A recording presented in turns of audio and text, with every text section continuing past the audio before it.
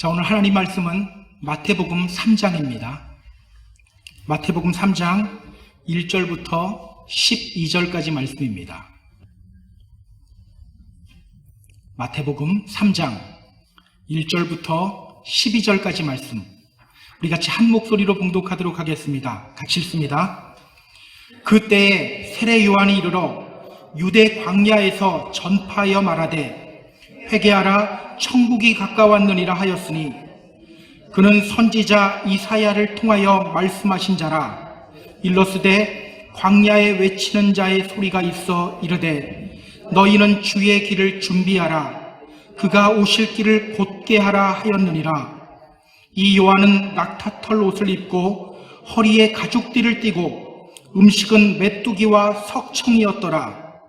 이때 예루살렘과 온 유대와 요단강 사방에서 다 그에게 나와 자기들의 죄를 자복하고 요단강에서 그에게 세례를 받더니 요한이 많은 바리새인들과 사두개인들이 세례 베푸는 대로 오는 것을 보고 이르되 독사의 자식들아 누가 너희를 가르쳐 임박한 진노를 피하라 하더냐. 그러므로 회개에 합당한 열매를 맺고 속으로 아브라함이 우리 조상이라고 생각하지 말라. 내가 너희에게 이르노니 하나님이 능히 이 돌들로도 아브라함의 자손이 되게 하시리라. 이미 도끼가 나무 뿌리에 놓였으니 좋은 열매 맺지 아니하는 나무마다 찍혀 불에 던지리라. 나는 너희로 회개하기 위하여 물로 세례를 베풀거니와 내 뒤에 오시는 이는 나보다 능력이 많으시니 나는 그의 신을 들기도 감당하지 못하겠노라. 그는 성령과 불로 너희에게 세례를 베푸실 것이요 손에 키를 들고 자기의 타작마당을 정하게 하사 알곡은 모아 곳간에 들이고 쭉정이는 꺼지지 않는 불에 태우시리라. 아멘. Life is waiting. 인생은 기다림이다. 인생은 기다림이다 라는 말이 있어요. 우리 인생은 늘 기다림의 연속입니다. 어머니 뱃속에 있을 때부터 우리는 기다림을 경험해요. 세상에 나와서도 그 기다림은 계속됩니다. 학교에 들어가기를 기다리고요. 학교 들어간 후에는 또 졸업을 기다립니다. 직장에 취직되기를 기다리고요. 또 배우자를 만나기를 기다립니다. 그렇게 배우자 만난 후에는 또다시 아기를 기다리기 시작해요. 이렇게 우리는요, 늘 기다림이라는 시간을 보냅니다. 하루를 살아가는 동안에도 수많은 기다림의 시간이 있어요. 아침에 일어나서 커피팟에서 나오는 커피를 기다리죠. 신호등 앞에서는 또 신호가 바뀌기를 기다립니다. 식당에서 음식 주문하고 또 음식이 나오기를 기다려요. 저녁이 오기를 기다리고 저녁이 되면 또 아침이 오기를 기다립니다. 오늘 여러분은 무엇을 기다리고 있나요? 무엇을 기다리고 있습니까? 기다린다는 사실보다 더 중요한 것은요, 무엇을 기다리고 있느냐, 어떻게 기다리느냐, 이것이 중요해요. 무엇을 기다리느냐, 또 어떻게 기다리느냐. 오늘은요, 대림절 두 번째 주일입니다. 대림절이 어떤 시간입니까? 기다리는 시간이에요. 주님의 오심을 기다리는 시간. 예수님이 제자들 앞에서 하늘로 올라가실 때 제자들은요, 그냥 허탈한 심정에 하늘만 쳐다보고 있었어요. 그때 천사가 나타나서 말하죠. 갈릴리 사람들아, 어찌하여 서서 하늘을 쳐다보느냐? 너희 가운데서 하늘로 올려주신 이 예수는 하늘로 가심을 본 그대로 오시리라. 너희 가운데서 하늘로 올려주신 이 예수는 하늘로 가심을 본 그대로 오시리라. 성경은 증언해요. 우리 주님은 반드시 오신다. 그렇다면 여러분, 오늘 우리가 기다려야 할 대상이 누구입니까? 예수님이에요. 예수님. 오늘 여러분은 그 주님 어떻게 기다리고 계셔요? 지금 제가 얘기하니까 우리가 기다려야 될 분이 예수님이지 혹시 이렇게 생각난 분 있나요?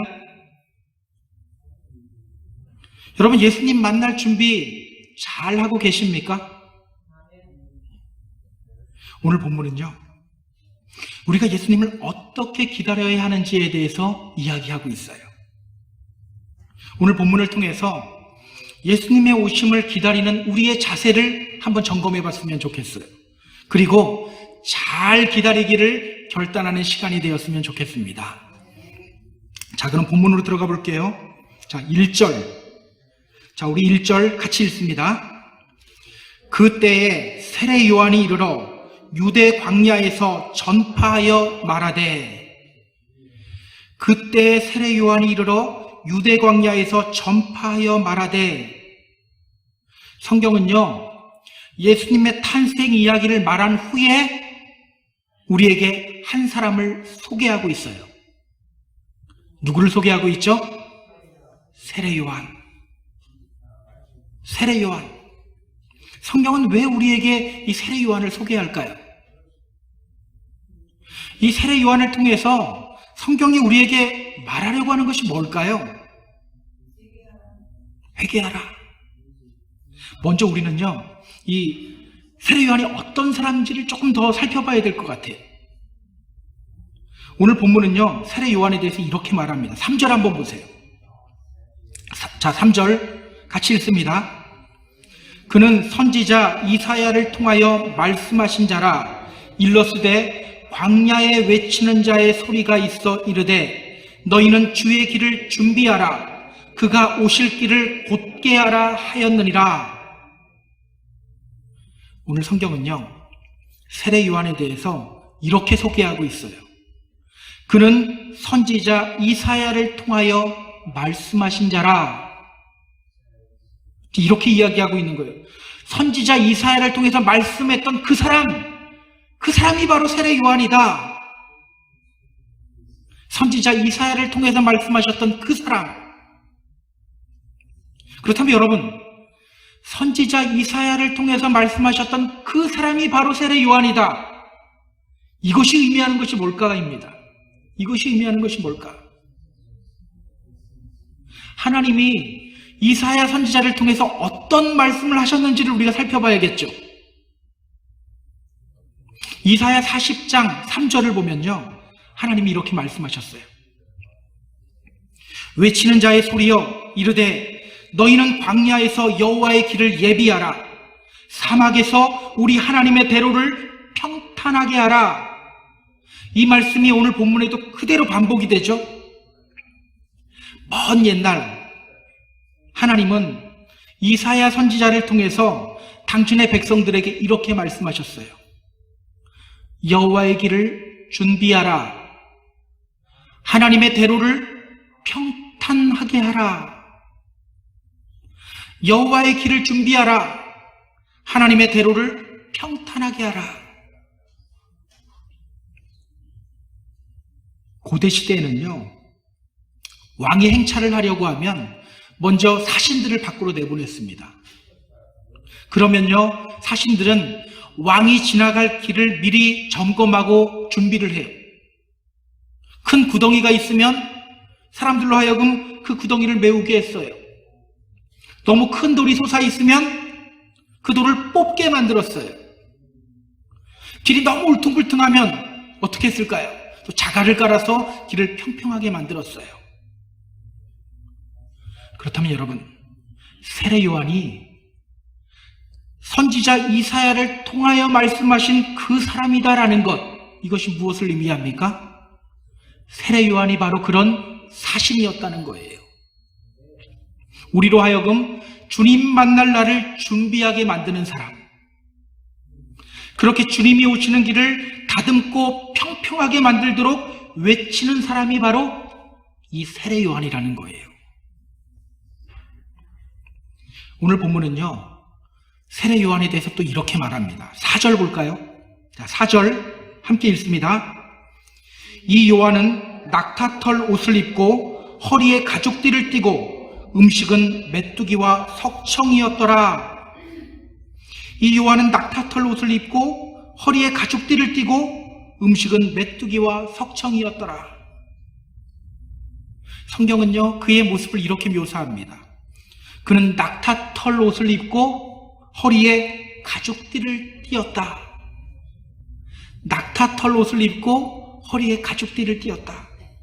여러분, 이 모습 한번 상상해 보세요. 낙타털 옷을 입고 허리에 가죽띠를 메고 있어요. 제가 이 모습을 왜 상상해 보라고 했냐면요, 구약에 보면 이러한 모습을 했던 사람이 있어요. 누구일까요? 제가 열왕기하 1장 8절을 한번 읽어볼게요. 여러분 잘 들어보세요. 그들이 대답하되 그는 털이 많은 사람인데 허리에 가죽띠를 띠었더이다 하니 왕이 이르되 그는 디셉 사람 엘리야로다. 북이스라엘의 신하들이 당시 왕인 아하시아에게 그들이 길에서 만난 어떤 사람에 대해서 보고를 해요. 그런데 이렇게 보고합니다. 그는 털이 많은 사람인데 허리에 가죽띠를 띠었습니다. 그러자 왕이 말하죠. 그는 디셉 사람 엘리야다. 그가 바로 엘리야다. 여기서 털이 많은이라는 것은 몸에 털이 많이 났다는 뜻이 아닙니다. 털 옷을 입은이라는 뜻이에요. 털 옷을 입은. 자, 오늘 세례 요한의 모습과 한번 비교해 보세요. 비슷합니까? 똑같습니까? 똑같죠? 뭐 비슷하거나 똑같거나 다 그게 그건데 똑같은 모습이에요. 그렇다면 여러분, 오늘 본문의 이 세례 요한, 낙타털 옷을 입고 허리에 가죽띠를 두른 이 세례 요한의 모습, 누구를 연상시키고 있어요? 엘리야를 연상시키는 거예요. 엘리야. 성경은 왜 세례 요한의 모습을 엘리야의 모습으로 그리고 있을까요? 왜 세례 요한을 엘리야의 모습으로 그릴까? 왜일까요? 제가 성경 한 구절을 더 읽어볼게요. 말라기 4장 5절 6절 말씀이에요. 이 부분은요, 구약의 맨 마지막 부분입니다. 구약의 맨 마지막 부분에서 하나님은 말라기 선지자를 통해서 이렇게 말씀하셔요. 잘 들어보세요. 보라, 여호와의 크고 두려운 날이 이르기 전에 내가 선지 엘리야를 너희에게 보내리니 그가 아버지의 마음을 자녀에게로 돌이키게 하고 자녀들의 마음을 그들의 아버지에게로 돌이키게 하리라. 자, 먼 옛날 하나님이 말라기 선지자를 통해 말씀하셨어요. 주의 날이 이르기 전에 내가 선지자 엘리야를 너희에게 보내겠다. 자, 그렇다면 엘리야는 어떤 사람이에요? 주님의 날이 이르기 전에 믿음의 자녀들로 하여금 하나님 맞을 준비를 시키게 하는 사람, 흐트러졌던 우리의 마음을 다시 하나님께로 돌리게 만드는 사람, 그 사람이 바로 엘리야예요. 세례 요한이 바로 그런 사람이라는 거예요. 자, 그렇다면 여러분, 세례 요한은 어떤 사람입니까? 세례를 줬던 사람, 이제는 이렇게 하면 안 됩니다. 세례 요한은 어떤 사람이에요? 주님 맞을 준비를 하게 만드는 사람. 우리의 흐트러진 마음을 주님께로 돌이키게 만드는 사람. 그렇게 주님의 날을 준비하게 만드는 사람. 그 사람이 바로 세례 요한이라는 거예요. 오늘 성경이 우리에게 세례 요한을 소개하는 이유가 뭘까요? 이 대림절이라는 기다림의 시간 속에서 예수님 맞을 준비 잘해야 된다는 거예요. 우리의 마음을 더욱더 하나님께로 돌려야 한다는 거예요. 단순히 이번 크리스마스 때 카드 누구에게 보내지? 어떤 선물을 할까? 어디로 여행을 떠날까? 이것이 아니라 이 기다림의 시간 속에서 주님의 날에 합당한 사람으로 준비되어져야 한다는 겁니다. 우리의 마음을 더 하나님께 집중하면서 그동안 해이해졌던 우리의 마음, 많이 해이해져 있었죠? 다시 한번 점검하고 일어서야 된다는 거예요. 자, 그렇다면 여러분, 주님의 날에 합당한 사람이 되기 위해서, 잘 준비하기 위해서 오늘 우리가 해야 할 것이 뭘까요? 오늘 우리가 해야 할 것, 오늘 세례 요한의 외침을 우리도 들어야 돼요. 오늘 그의 외침은 무엇입니까? 아까 누가 대답을 했었어요. 우리 2절 볼까요? 2절 다 같이 읽습니다. 시작. 회개하라 천국이 가까웠느니라 하였으니, 회개하라 천국이 가까웠느니라. 오늘 그가 외치는 것이 무엇입니까? 회개하라, 회개하라. 그는 주님의 날을 준비하면서 광야로 나아갔어요. 그리고 외쳤어요. 회개하라, 회개하라. 입술이 부르트도록 목이 터지도록 외쳤어요. 회개하라, 회개하라. 여러분, 오늘 우리가 예수님의 오심을 기다리며 해야 할 것이 무엇입니까? 회개라는 거예요. 회개. 여러분, 회개하라, 이 말이 어떻게 들리세요? 회개하라. 그래, 회개 한번 해볼까? 이런 마음이 듭니까? 잘 안 들죠. 솔직히 안 들어요. 제가 예전에 그런 분 있잖아요. 교회 가끔 나오는 분 있잖아요. 뜨문뜨문 나오는 분. 어쩌다가 교회 나온 분과 대화를 할 기회가 있었어요. 그분이 저에게 이런 말을 해요. 제가 교회에 왜 잘 안 나오는지 아세요? 왜죠? 왜 교회만 가면 그렇게 회개하라고 합니까? 무슨 죄를 그렇게 많이 지었다고 맨날 회개하라고 합니까? 저는 그때 알았어요. 이 회개의 메시지가 불신자들에게는 굉장히 듣기 거북한 메시지구나. 믿지 않는 사람들은요, 이 회개의 메시지 앞에서 등을 돌려요. 왜 자꾸 회개하라고 합니까? 이렇게 반응해요.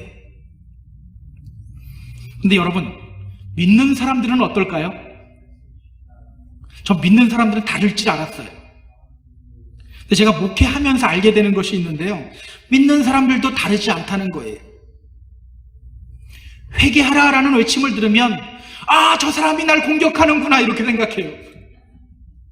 그래서 회개의 메시지를 듣는 순간 자신을 방어 모드로 바꿔요. 나는 저렇지 않지? 맞아, 난 아니야. 예를 들어 볼까요? 여러분, 우리 사랑하지 못했던 것 회개해야 합니다, 이렇게 외치면요, 우리 안에 이런 방어막을 치기 시작해요. 나 예전에 저 사람한테 한번 잘한 적 있는데, 야, 저 내 얘기 아니네, 나는 회개할 필요 없네, 이런 방어막을 쳐요. 현재 사실은 누군가를 미워하면서도 다른 사람 사랑했던 거 끄집어내면서 나는 아니야, 이렇게 방어막을 쳐요.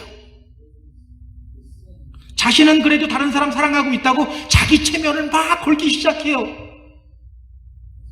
그러다가 도저히 안 되겠으면 어떻게 합니까? 왜 말씀으로 사람 공격합니까? 이렇게 공격 모드로 자신을 바꾸게 돼요. 사실은요, 이것이 오늘 우리에게 나타나는 회개의 메시지에 대한 우리의 반응이에요. 대부분은요, 회개의 메시지 앞에서 귀를 닫아버려요. 외면해버립니다. 그래서 여러분, 회개하라는 메시지 앞에서 나의 죄를 볼 수 있고 또 회개를 결단할 수 있다는 것은요, 정말 복된 일이 아닐 수 없어요. 어떤 분은 그러더라고요. 나는 왜 이렇게 반복되는 죄를 짓는지 모르겠습니다. 저는 그랬어요. 그 죄가 보인다는 거, 그거 복된 일이라고.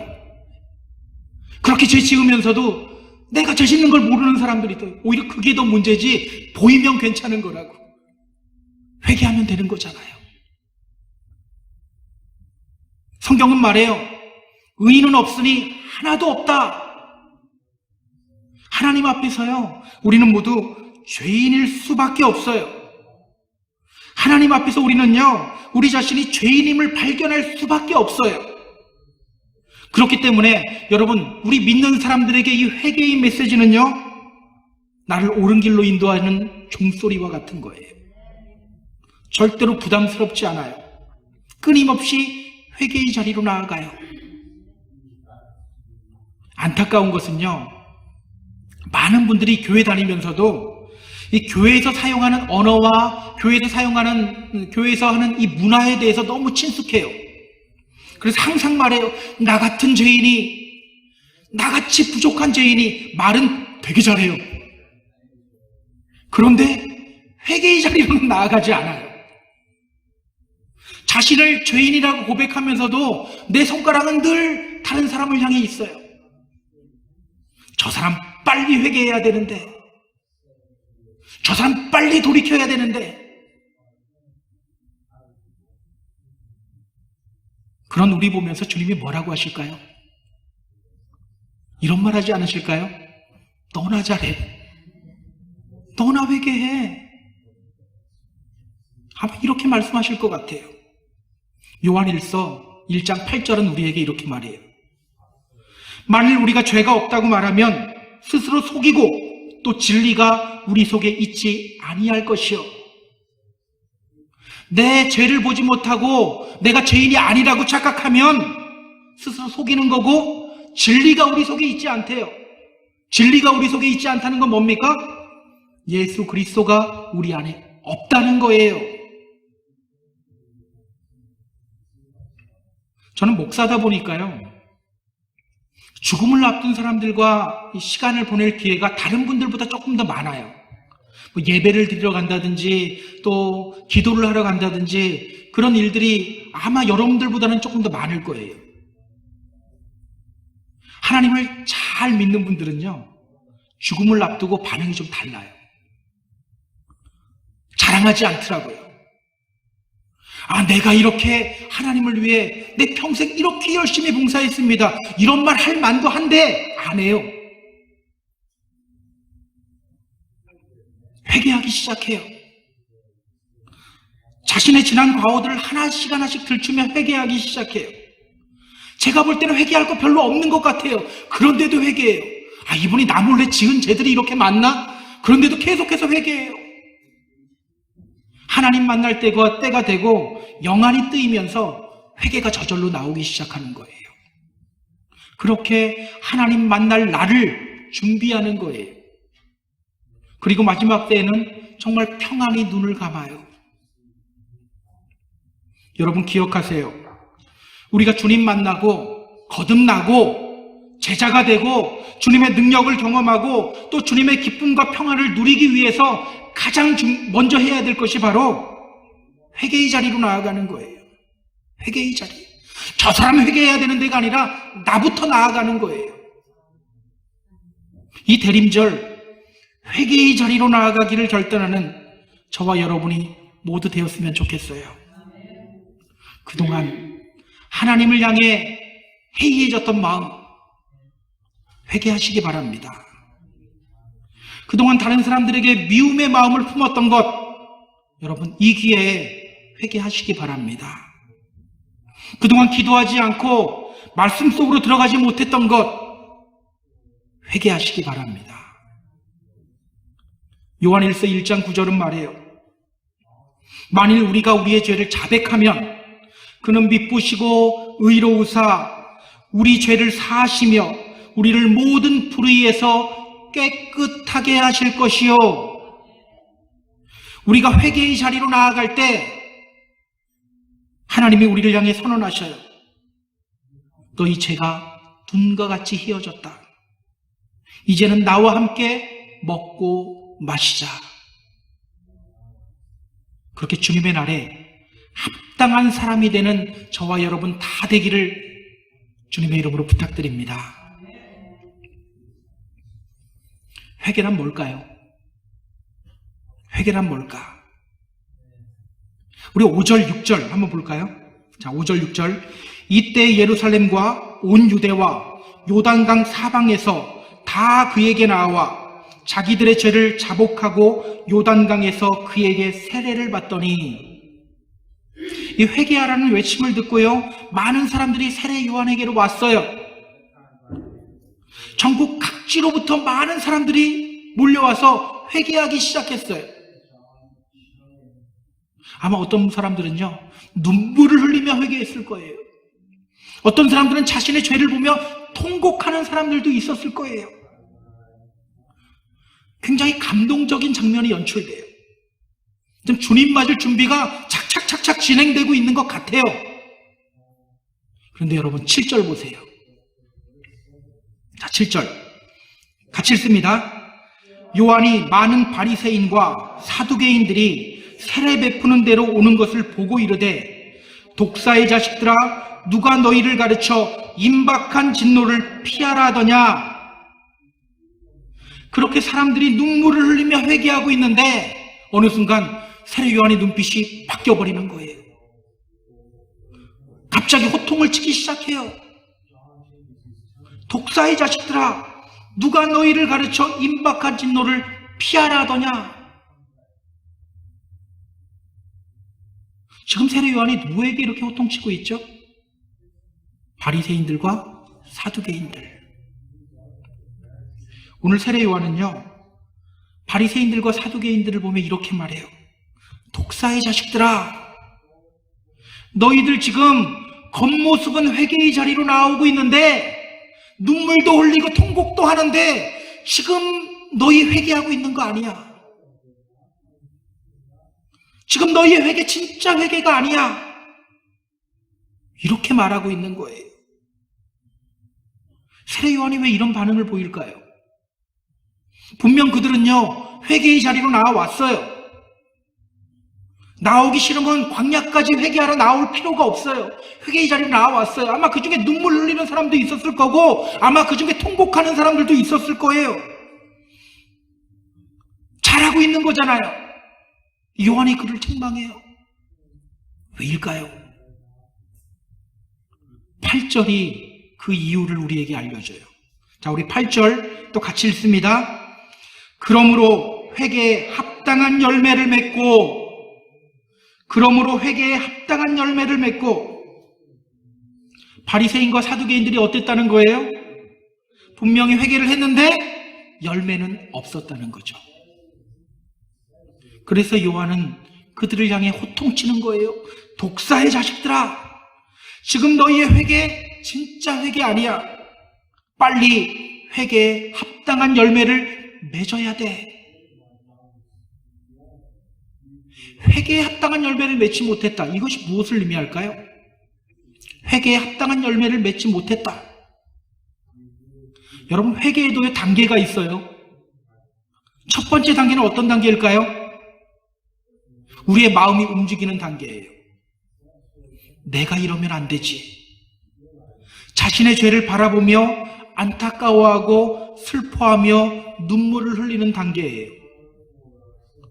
두 번째 단계는 어떤 단계일까요? 회개에 합당한 열매를 맺는 단계입니다. 말로만 잘못했습니다, 용서합니다, 이것이 아니라 그 잘못을 끊어내는 단계예요. 사실 많은 사람들이요, 첫 번째 단계까지 또 잘 안 나가는 경우가 많아요. 사실은 믿음 생활하면서도 자신의 죄를 잘 보지 못해요. 그럼에도 불구하고 첫 번째 단계로 또 열심히 나가는 분들이 있어요. 그런데 문제는요, 정말 회개는 두 번째 단계잖아요. 두 번째 단계까지는 잘 나아가지 않아요. 첫 번째 단계까지만 나아가고 내 죄를 바라보면서 막 눈물이 나고 통곡이 나고, 그 다음에 나 오늘 회개했다, 이렇게 생각해요. 바리새인들과 사두개인들이 바로 그랬던 거예요. 회개의 자리로 나오면서도 그들 안에는요, 우월감이 있었고요, 교만이 있었어요. 성경을 보면 바리새인들이 회당에서 어떻게 기도합니까? 우리 누가복음에서 확인했잖아요. 내가 저 세리와 같지 않음을 감사합니다. 그들에게는요, 이런 교만이 있었어요. 그 교만 때문에 다른 사람들 감싸주질 못했어요. 언제나 잔치에 가면 어디 앉으려고 해요? 높은 자리만 앉으려고 해요. 언제나 남들을 정죄합니다. 남들을 정죄하면 자신이 높아진다고 생각해요. 그래서 그렇게 자신이 높아지는 데만 열을 올려요.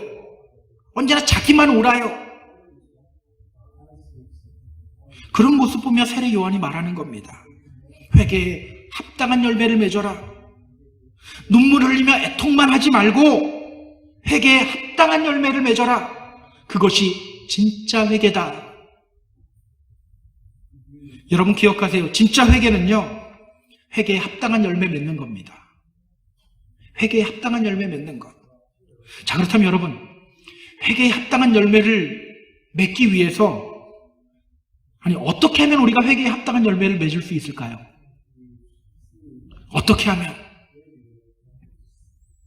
열심히 노력하면 될까요? 끊임없이 자기를 채찍질하면 될까요? 물론 어느 정도 도움이 됩니다. 물론 도움이 안 된다고는 할 수 없어요. 어느 정도는 도움이 돼요. 그런데 언젠가는요, 다시 원점으로 돌아와요. 나를 둘러싸는 환경이 좀 좋아지지 않거나 갑자기 누군가가 내 속을 확 뒤집어 놓으면 언제 그랬냐는 듯이 폭발하고 예전으로 돌아와요. 지금껏 내가 참아왔는데 내가 이번은 도저히 못 참겠어. 그러면서 예전에 참았던 것까지 다 끄집어 갖고 와서 더 큰 폭발을 일으켜요. 내가 더 크게 삐뚤어질 테다. 이러면 더 삐뚤어져요. 여러분 기억하세요. 반드시 기억하셔야 됩니다. 회개에 합당한 열매는요, 우리의 힘과 우리의 노력으로 절대로 되지 않아요. 안 돼요. 될 것 같죠? 안 돼요. 성령님이 우리와 함께 해야 합니다. 성령님이 함께 할 때 우리에게 열매가 맺히죠. 성령의 열매들이 우리에게 맺혀요. 그렇다면 여러분, 성령님과 함께 한다는 것, 이건 무엇을 의미합니까? 우리 성령님과 함께 한다면 뭐 좀 이상하게 다 생각해요. 막 기도하다가 갑자기 좀 이상하게 좀 변하고, 이게 다 성령님과 함께 하는 거라고 생각하는데, 여러분, 성령님과 함께 한다는 게 뭘까요? 우리 11절 보세요. 자, 11절. 자, 또 같이 읽습니다. 나는 너희로 회개하게 하기 위하여 물로 세례를 베풀거니와 내 뒤에 오시는 이는 나보다 능력이 많으시니 나는 그의 신을 들기도 감당하지 못하겠노라. 그는 성령과 불로 너희에게 세례를 베푸실 것이요. 그는 누구예요? 그는이 예수님. 예수님은 성령과 불로 너희에게 세례를 베푸실 것이요. 우리에게 성령과 불로 세례를 베푸시는 분이 누구예요? 예수님. 예수 그리스도. 그래서 여러분, 회개에 합당한 열매를 맺는 길은요, 열심히 노력하는 것이 아니라, 열심히 나를 채찍질하는 것이 아니라 예수님 잘 믿는 거예요. 예수님 잘 믿어야 돼요. 제가 여기서 예수님 잘 믿어야 된다는 것은요, 예수님을 진짜로 믿어야 돼요. 가짜로 믿지 말고 진짜 믿어야 돼요. 그러면요, 주님이 우리의 죄를 보게 하셔요. 회개의 자리로 나아가게 하셔요. 그리고 회개에 합당한 열매들을 맺게 해주셔요. 가족관계 속에서 또 믿음의 공동체 안에서 사랑의 열매가 맺히게 돼 있어요. 용서와 화해의 열매가 맺혀요. 인내하고 감싸주고 품어주게 돼요. 내 노력이 아니에요. 주님께서 맺게 해주시는 거예요.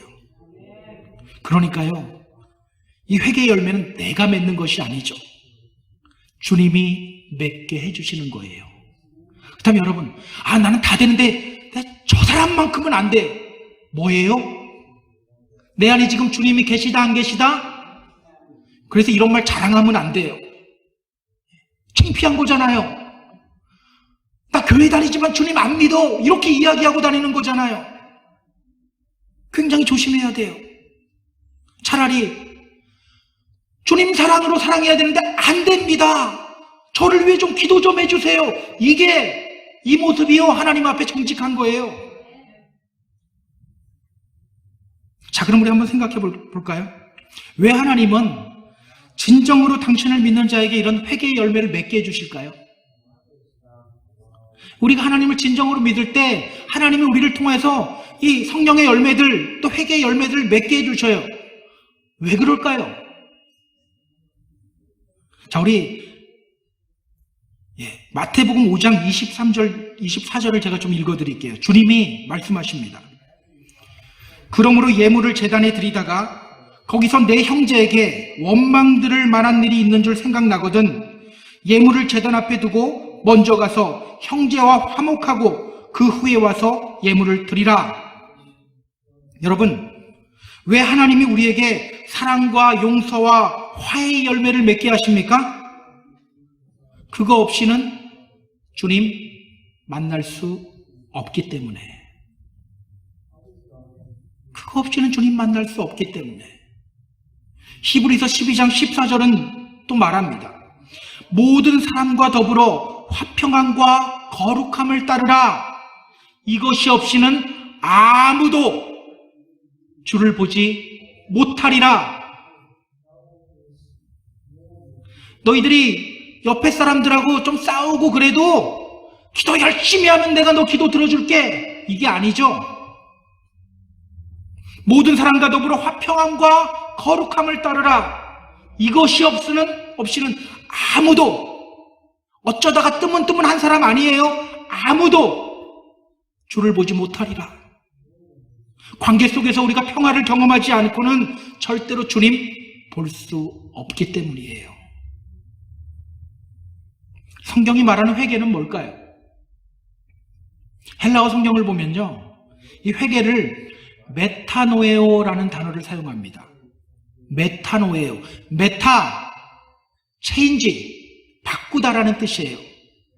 노에오, 마인드, 생각이라는 뜻이에요. 그렇다면 여러분, 성경이 말하는 회개는 뭡니까? 생각이나 마음을 바꾸는 거죠. 죄를 향하고 있던 내 생각과 마음을 하나님을 향하여 바꾸는 것, 이것이 회개. 나쁜 생각이나 세상 쾌락에 집중하고 있던 나의 마음을 하나님을 향하여 방향을 바꾸는 것, 이것이 회개라는 거예요. 내 지식이나 경험에 집중하지 않고 마음을 하나님을 향하여 턴하는 것, 이것이 바로 회개라는 거예요. 기억하세요. 우리가 그렇게 주님을 향하여 우리의 마음을 바꾸는 순간, 턴하는 순간 우리의 시선이 달라져요. 내 죄를 깨끗하게 해주시는 주님께 집중하게 돼요. 나는 죽고 예수는 살고, 나는 죽고 예수는 살고, 이것이 내 안에서 일어나게 되는 거예요. 오늘 세례 요한 한번 볼까요? 11절에서 이렇게 말해요. 내 뒤에 오시는 이는 나보다 능력이 많으시니 나는 그의 신을 들기도 감당하지 못하겠노라. 당시 사람들에게요, 이 세례 요한은 엘리야 선지자와 같은 사람이었어요. 엘리야는요, 선지자 중에 선지자예요. 모든 선지자의 대표예요. 사람들의 눈에 이 세례 요한이 엘리야 선지자로 보였다는 것. 그렇기 때문에 이 세례 요한이 동네에서 외치지 않고 저 멀리 광야에서 외쳤는데도 사람들은 세례 요한 보기 위해서 간 거예요. 그렇게 그는 많은 사람들로부터 많은 존경과 관심을 받고 있었어요. 심지어 어떤 사람들은 메시아라고도 했어요. 그런데 오늘 그가 뭐라고 합니까? 내 뒤에 오시는 분은 나보다 훨씬 능력이 많은 분이다. 나는 그의 신을 들 자격도 없다. 요한복음에서는 어떻게 말하는지 아세요? 그는 흥하여야 하겠고 나는 쇠하여야 하리라. 그는 흥하여야 하겠고 나는 쇠하여야 하리라. 이것이 바로 주님을 진정으로 믿는 사람들에게서 나타나는 증상이에요. 내가 죽어요. 죄인은 나를 사랑하는 주님만 보여요. 내가 보이지 않고 주님이 보이는데, 내 자존심이 보이지 않고 주님이 보이는데, 내 의가 보이지 않고 오직 주님의 의만 보이는데, 다른 사람 잘못 눈에 들어올 시간이 없어요. 다른 사람들의 행동이 눈에 거슬릴 시간이 없어요. 주님이 내게 주시는 은혜 누리기도 바빠요. 나는 죽고 예수만 살게 될 뿐이에요. 제자훈련을 저랑 하셨던 분은 가장 처음에 외우는 말씀 중에 하나가 갈라디아서 2장 20절 말씀이에요. 혹시 외울 수 있는 분들은 같이 한번 외워봤으면 좋겠어요. 자, 갈라디아서 2장 20절 말씀. 내가 그리스도와 함께 십자가에 못 박혔나니 그런즉 이제는 내가 사는 것이 아니요 오직 내 안에 그리스도께서 사는 것이라. 이제 내가 육체 가운데 사는 것은 나를 사랑하사 나를 위하여 자기 자신을 버리신 하나님의 아들을 믿는 믿음 안에서 사는 것이라. 여러분, 이렇게 살아가요. 가정 안에서, 믿음의 공동체 안에서 좋은 관계의 열매들, 회개의 열매들이 맺힐 수밖에 없는 거예요. 저는요, 오늘 우리의 삶을 한번 점검해 봤으면 좋겠어요. 오늘 우리의 삶은 어떻습니까? 분명 주님을 사랑하고 있는 것 같은데 자꾸 어떤 사람만 보면 화가 나고 짜증나나요? 혹시 관계의 삐걱거림을 경험하고 있는 분이 있습니까? 하나님, 다른 사람은 다 괜찮은데 저 사람은 이상하게 정이 안 가요. 저 사람은 도저히 제가 품어줄 수가 없습니다. 혹시 이런 마음이 우리 안에 있지는 않나요? 온전히 주님께로 마음 돌리시기 바랍니다. 죄인인 나를 받아주시는 십자가 사랑을 먼저 느끼시기 바랍니다. 그것이 회개예요. 그러면 회개에 합당한 열매가 자연스럽게 맺히게 됩니다. 내 노력으로 사랑할 필요 없어요. 주님 사랑으로 하면 되는 거예요. 내 노력으로 용서할 필요 없어요. 주님 마음으로 되는 거예요. 내 노력으로 인내하고 품어주지 않아도 돼요. 주님 마음으로 인내하고 품어주게 되는 거예요. 그렇게 주님의 날에 합당한 사람으로 변화되어져 갑니다. 우리 사랑하는 펜사콜라 한인교회 성도 여러분, 오늘 이 대림절 두 번째 주일 회개의 자리로 함께 나아가길 결단했으면 좋겠어요. 그동안 주님 온전히 바라보지 못했던 것, 이 시간 우리 함께 회개했으면 좋겠어요. 그동안 기도하지 않고 말씀 보지 않고 내 감정대로 살아갔던 것, 이 시간 회개했으면 좋겠어요. 그동안 주님의 사랑으로 사랑하지 못하고 용서하지 못하고 품어주지 못했던 것, 우리 함께 회개했으면 좋겠어요. 주님이 회개의 열매를 맺게 해주실 겁니다. 그렇게 주님의 날에 합당한 사람이 되는 저와 여러분 다 되기를 주님의 이름으로 축복합니다. 축복합니다. 자, 우리 찬양하기를 원하는데요. 우물가의 여인처럼 난 구했네. 주님, 우린 어쩌면 지금까지 주님 믿으면서도 헛된 것 구하고 있었습니다. 이 대림절을 맞이하여 이 기다림의 시간에 우리가 회개하며 나아갑니다. 이제는 주님으로 채워지기를 원합니다. 우리가 이 찬양하며 함께 기도하고 결단하도록 하겠습니다. 우물가의 여인처럼 난 구했네. 헛되고 헛된 것들을 그때 주님 하신 말씀, 내 세매와 생수를 마셔라. 오 주님 채우소서. 나의 잔을 높이 듭니다. 하늘 양식 내게 채워주소서. 채워주소서. 넘치도록 채워주소서. 많고 많은 사람들이 찾았었네. 헛되고 헛된 것들을 주 안에 감추인 복에 세상 것과 난 비길 수 없네.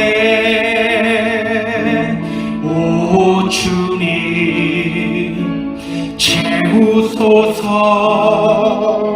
나의 잔을 높이 듭니다. 하늘 양식 내게 채워주소서. 넘치도록 채워주소서. 내 친구여 거기서 돌아오라. 내 주의 넓은 품으로. 우리 주님 너를 반겨 그 넓은 품에 안아주시리. 오 주님 채우소서. 나의 잔을 높이 듭니다.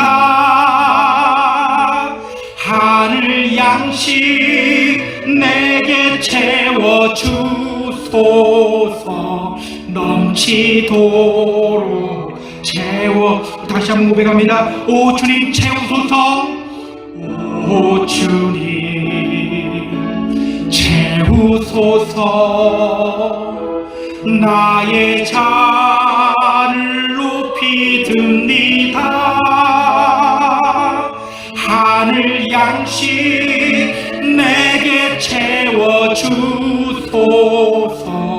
넘치도록 채워주소서.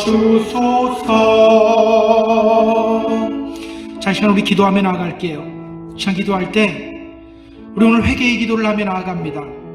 먼저요, 우리 하나님, 내가 이런 사람 내가 살아가지 못했습니다. 이것보다요, 하나님, 제가 정말 주님 온전히 바라보지 못했습니다. 내 신앙이 왜 이렇게 해이해져 있었는지 모릅니다. 주님, 이제는 제가 다시 주님께로 나아가겠습니다. 우리가 이것부터 회개하도록 하겠습니다. 주님, 제가 이제는 정말 다시 주님께로 나아가겠습니다. 우리 회개하며 기도하며 나아갑니다. 기도합니다.